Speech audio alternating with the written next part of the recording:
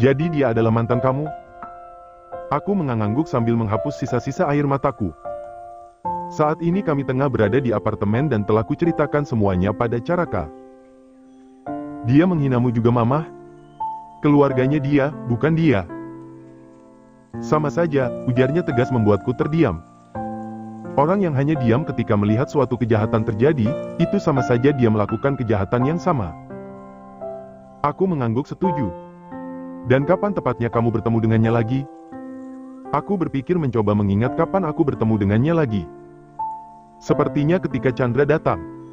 Dan kamu tidak memberitahuku? Maaf, aku pikir aku tak akan bertemu dia lagi dan hari itu hanya kebetulan saja. Kulihat Caraka menghela napas. Dan tadi apa yang dia inginkan dari kamu? Meminta maaf.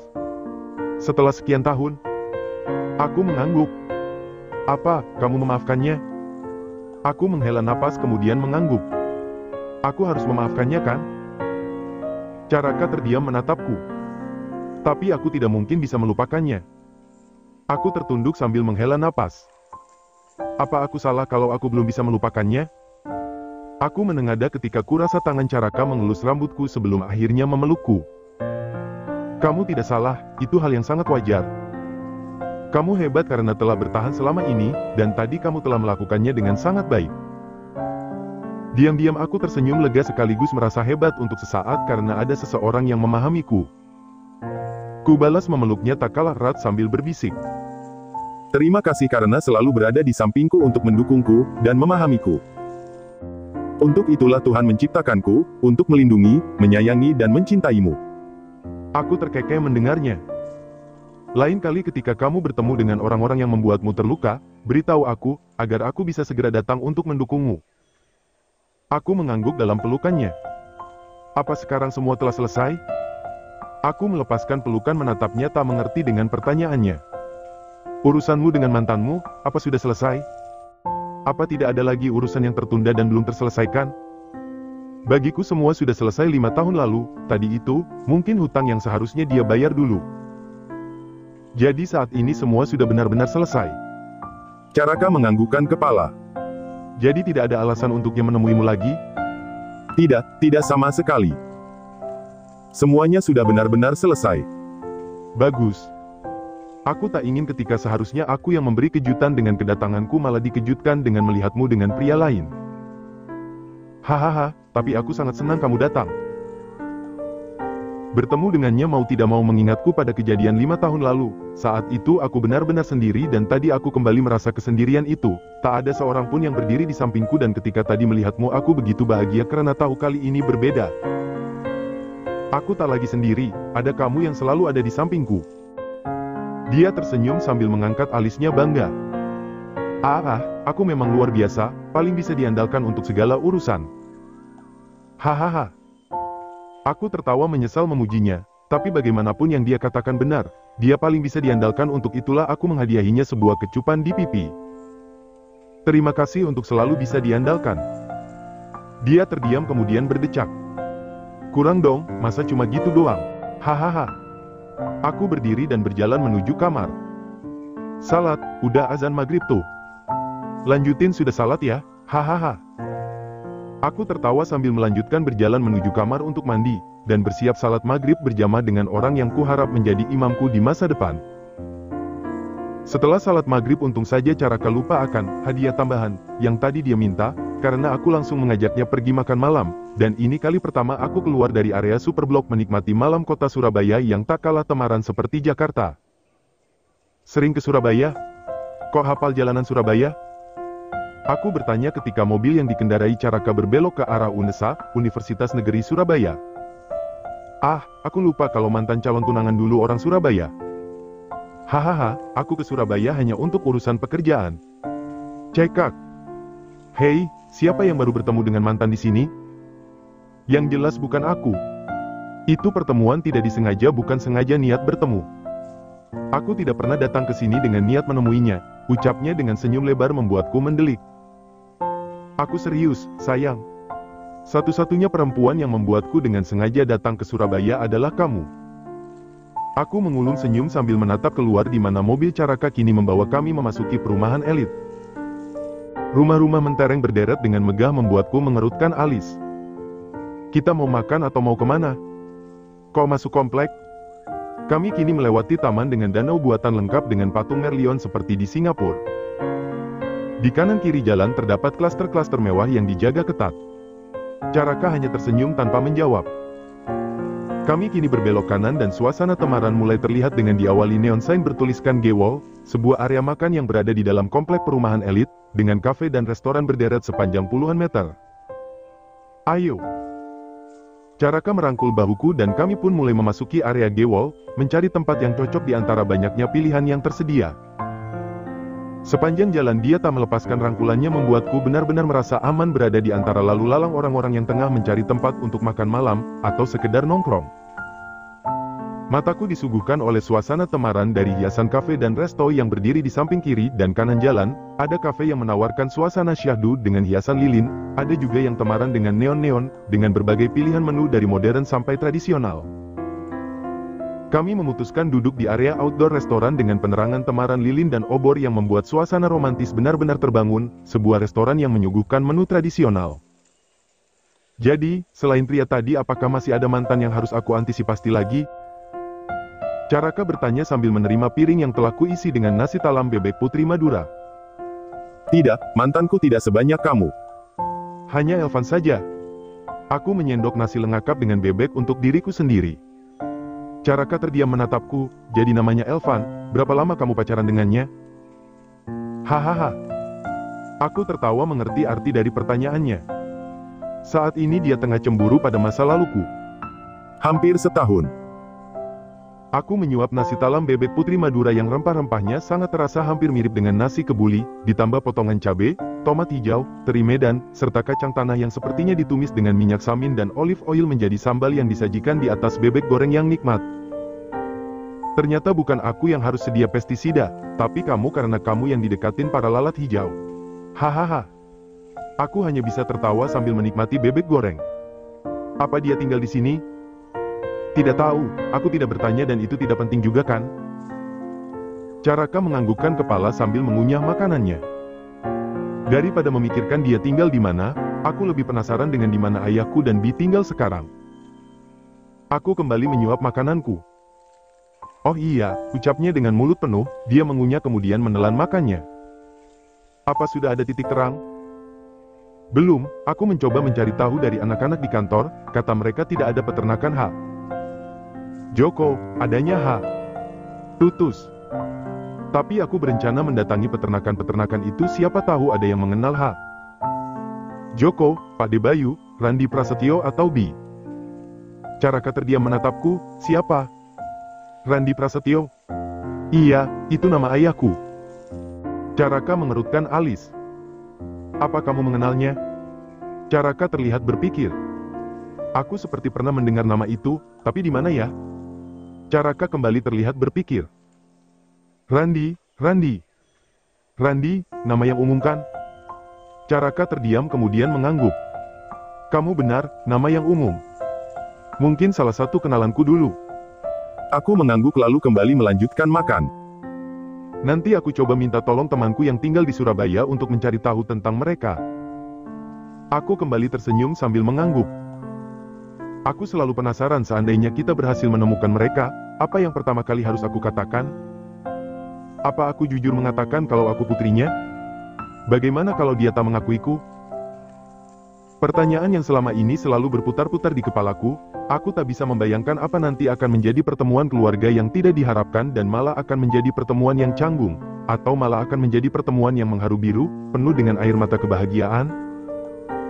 Jangan terlalu dipikirkan sekarang. Terkadang apa yang kita bayangkan belum tentu terjadi, malah terjadi kebalikannya. Caraka meneguk air mineral sebelum kembali berkata. Jadi daripada kita menghabiskan energi untuk memikirkan apa yang akan terjadi nanti, lebih baik kita fokus mencari keberadaan ayah dan adikmu dulu. Kalau hal yang terburuk terjadi misalnya mereka tidak mengakuimu, itu bukan salahmu, tapi mereka yang rugi karena telah menyia-nyiakan putri dan kakak luar biasa seperti kamu. Aku tersenyum mendengarnya. Yang perlu kamu ingat aku selalu akan mencintaimu terlepas dari siapapun ayahmu, apa ayahmu menerimamu atau tidak, karena bagiku kamu adalah kamu, dan aku mencintai sosokmu seutuhnya bukan latar belakang keluargamu. Bagaimana hatiku tidak berdesir mendengarnya dan bagaimana aku tidak semakin jatuh cinta kepada pria yang duduk di hadapanku. Mendengar kata-katanya membuatku merasa lega karena apapun hasilnya nanti, ayah menerimaku atau tidak itu tidak akan berpengaruh kepada hubunganku dengan Caraka. Mungkin hanya akan membuatku sedih untuk sesaat, tapi setelah itu aku akan terbiasa. Toh selama ini aku dan Oka tumbuh tanpa sosok ayah. Ya, yang perlu aku lakukan sekarang hanya fokus mencari ayah juga Bi, untuk hasil akhirnya kita serahkan kepada Yang Maha Pemilik Takdir. Morning, honey. Caraka masuk ke dalam apartemen seketika aku membukakan pintu. Bukankah ini terlalu pagi untuk bertamu? Ayolah, sayang, aku hanya ingin memanfaatkan waktu yang kita punya selama aku di sini. Aku menghela napas sambil menutup pintu apartemen. Caraka terlihat sudah duduk di atas sofa dengan santainya seolah ini adalah apartemen miliknya sendiri. Oke. Ini memang apartemen yang disewa Caraka, jadi secara otomatis menjadi miliknya untuk sementara, aku lupa itu. Mau kopi? Jelas dong, aku rindu kopi buatanmu. Tolong dikondisikan pagi-pagi tidak usah gombal. Aku berjalan menuju pantry meninggalkan Caraka yang tertawa. Aku serius, sayang, aku rindu kopi buatanmu. Apa aku ganti saja namaku jadi Neng Kopi? Hahaha, ide bagus, Kang Kopi dan Neng Kopi. Cekak. Aku berdecak sambil menuang kopi, tak berapa lama aroma kopi mulai memenuhi apartemen. Aku menuangkannya ke dalam 2 cangkir kemudian membawanya ke depan. Tang Yu, love. Aku hanya menggelengkan kepala mendengar panggilannya untukku.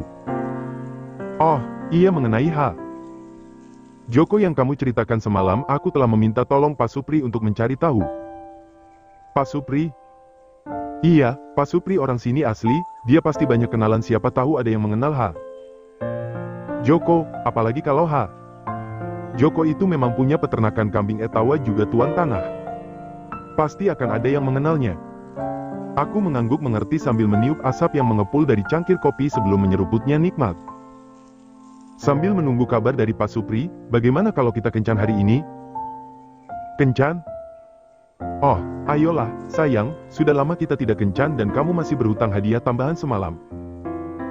Hahaha. Jangan harap aku akan lupa tentang hadiah itu. Aku tidak pernah berjanji akan memberi hadiah tambahan. Cekak. Hahaha, memangnya mau kemana? Terserah, bukannya kamu yang tak pernah keluar dari gedung ini? Aku mengangguk, tapi ketika libur terlalu malas untukku pergi keluar mungkin karena sudah sangat lelah bekerja, jadi ketika libur aku lebih memilih untuk istirahat apalagi tidak ada teman yang bisa kuajak untuk pergi, kalau seperti itu aku jadi merindukan Siska yang selalu siap sedia kalau diajak jalan. Kita berburu sarapan? Katanya di pasar Blauran banyak makanan. Aku sangat penasaran, tapi selama ini aku tak punya teman untuk diajak ke sana, kita ke sana saja yuk. Caraka menatapku kemudian menggeleng. Baru kali ini aku diajak kencan ke pasar. Sekali-kali pangeran juga harus turun ke pasar. Caraka hanya berdecak sambil tersenyum, tapi kepalanya masih menggelengkan kepala. Ayolah, Kang, cuma beli sarapan saja setelah itu terserah deh mau kemana. Caraka menatapku terlihat berpikir beberapa saat. Cuma beli sarapan saja kan? Iya. Caraka kembali terdiam sebelum akhirnya mengangguk membuatku bersorak dan langsung berdiri hendak bersiap. Benar ya cuma beli sarapan saja? Iya, jawabku sambil masuk ke dalam kamar, dengan senyum lebar. 1 jam kemudian. Katanya cuma beli sarapan saja. Sekalian, Kang, mumpung di sini. Saat ini aku tengah memilih aneka jajanan pasar yang menggugah selera. Sarapannya nanti ini saja. Ini mah ngemil bukan sarapan. Hahaha. Oke. Bagaimana aku tidak kalap ketika pasar yang kupikir pasar pada umumnya, ternyata berbeda. Pasar Blauran adalah pasar kering dengan banyak sekali penjual makanan tradisional, dari mulai rujak cingur, lontong mie, bubur Madura, pecel, es dawet sampai aneka jajanan pasar. Sayang, itu tuh, yang bulat-bulat. Yang bulat mana? Banyak di sini yang bulat. Yang hijau, yang pakai kelapa. Klepon. Nah itu. Aku tersenyum melihatnya yang tak kalah antusias memilih aneka jajanan pasar. Sayang, bubur sumsum sama biji salaknya juga. Ini sebenarnya yang mau jajan aku atau Caraka sih? Kenapa jadi dia yang beli lebih banyak daripada aku? Setelah bubur sumsum dan biji salak, kini sasarannya adalah getuk dan cucur. Di tangannya kini telah ada satu plastik penuh jajanan pasar, dari mulai lupis, klepon, cucur, biji salak, bubur sumsum, getuk, sampai cenil. Sudah kan? Seharusnya aku yang nanya, sudah? Tidak ada yang mau dibeli lagi? Hahaha. Caraka hanya tertawa sambil merangkul bahuku, kemudian bertanya. Kamu mau beli apa, sayang? Kata anak-anak di sini lontong mie-nya enak, kita cobain yuk. Katanya sarapannya ini saja. Caraka mengangkat plastik di tangan kirinya. Tadi yang bilang itu hanya cemilan siapa? Hahaha. Buna.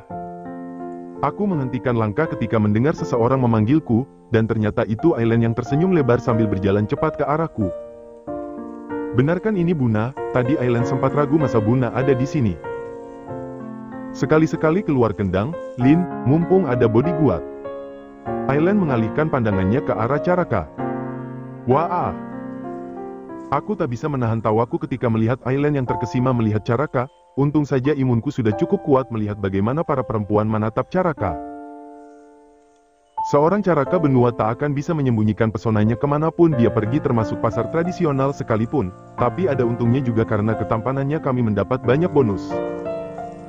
Iki gawe mas seng guanteng karo mbak seng ayu. Ini buat mas yang ganteng dan mbak yang cantik.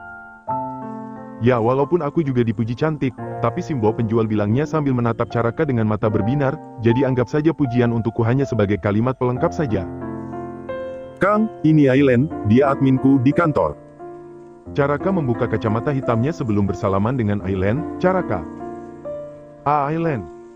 Aku menggelengkan kepala melihat Aileen yang masih menatap Caraka dengan mata berbinar.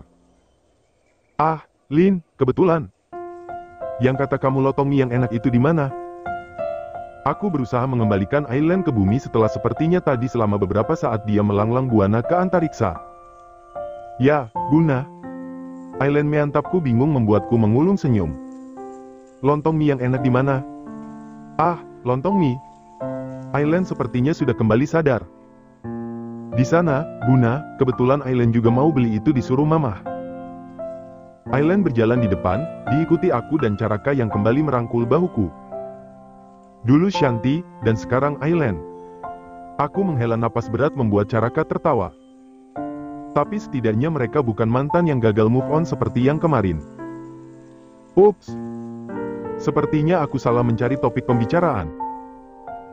Oke, lebih baik sekarang aku diam dan hanya berjalan mengikuti Aileen menuju lapak yang menyajikan berbagai macam sate, tempe dan tahu bacem, rempeyek, dan masih banyak lagi macamnya yang tersaji memenuhi meja.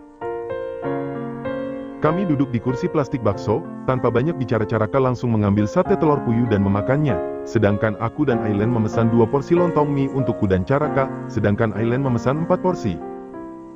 Nanti Buna coba es dawetnya, muantap, Buna. Aku menatap tukang es dawet yang berada tak begitu jauh dari kami duduk. Buna, itu pacar Buna ya? Guanteng pakai banget, Buna.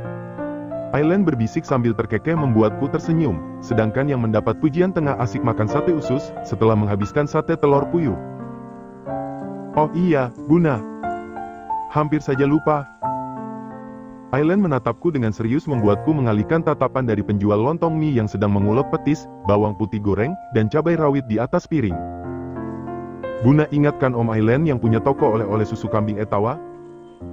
Aku mengangguk dan kini mulai fokus menatap Aileen. Semalam Om ke rumah, terus Aileen tanya, tahu ha? Joko tidak. Aku semakin serius menatap Aileen, sekaligus penasaran. Dan dia tahu. Dek.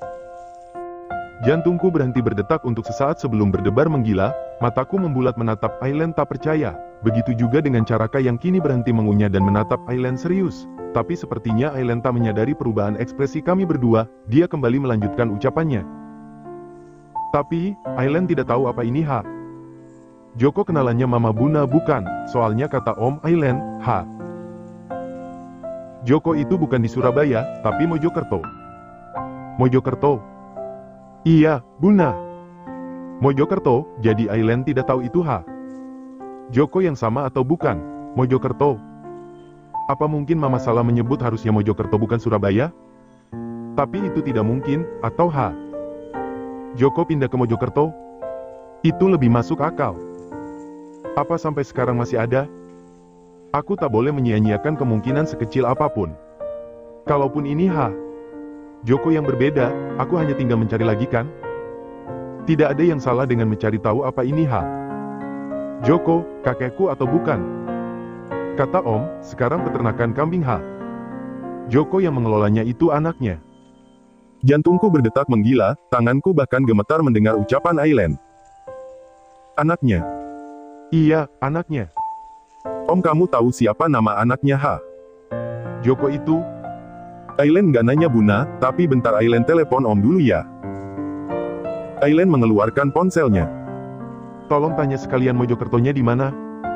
Ucap Caraka yang mendapat anggukan dari Aileen. Halo Om. Aileen berbicara dengan omnya menanyakan apa yang tadi aku dan Caraka tanyakan, membuat tubuhku semakin gemetar. Di bawah meja tangan Caraka menggenggam tanganku yang mulai dingin dan gemetar. Perasaan ini seperti ketika aku harap-harap cemas menunggu hasil wawancara kerja, berdebar, cemas, tak karuan. Itulah yang aku rasakan sekarang, sampai akhirnya Aileen memutuskan percakapan dengan omnya, membuat jantungku semakin berdebar dalam harap-harap cemas. Om tidak tahu alamat pastinya di mana, tapi kata Om, Joko cukup terkenal di daerah Pacet, Mojokerto. Dek. Daerah dengan huruf P, seperti yang dikatakan Mama membuat tubuhku semakin gemetar, tanganku yang semakin dingin kini menggenggam erat tangan Caraka. Nama anaknya Joko yang kini mengelola peternakan kambing itu namanya Pak Bayu. Mataku membulat bersamaan dengan jantungku yang semakin berdetak menggila. Pak De Bayu, ujarku lirih. Tubuhku kini benar-benar lemas, napasku memburu, jantungku berdebar kencang, ada rasa haru juga rasa takut ketika menyadari hanya tinggal selangkah untukku menemukan ayah juga Bi. Satu potongan puzzle telah berhasil kutemukan, tinggal menunggu potongan lainnya, dan siap kususun untuk mengetahui keberadaan ayah juga Bi.